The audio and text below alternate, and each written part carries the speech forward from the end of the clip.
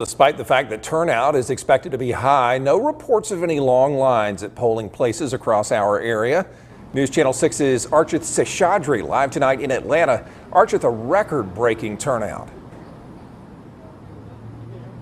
Yeah, that's right. More than 3 million Georgians, in fact, have already cast their ballots before Election Day, either through mail-in absentee ballots or early in-person voting. We are here in Midtown Atlanta, and as you can see behind me, no real long lines at all. The Secretary of State says most of the lines have been smooth sailing, about an average wait time of only a minute. And across Georgia, they only had a few handful spots where the wait time was more than 30 minutes or so in that ballpark. So the Secretary of State says good news all around Georgia when it comes to these runoff election, in fact, breaking previous records by more than 1 million votes. So here's what's going to happen. Within the next hour, you have until 7 o'clock Eastern to drop off those ballots or vote in person.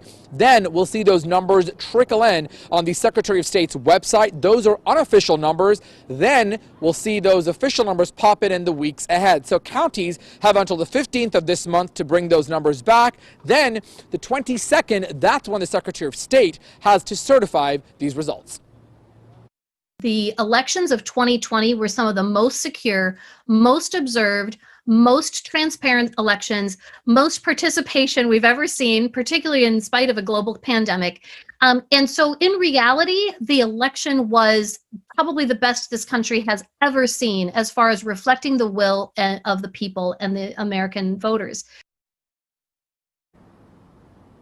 Now, when it comes to those numbers in the presidential election, we had about 5 million votes here cast in Georgia, and the difference was about 12,000 votes. So again, a very close turnout. Every vote will count. Reporting live here in Atlanta, Archith Seshadri, WJBF News Channel 6.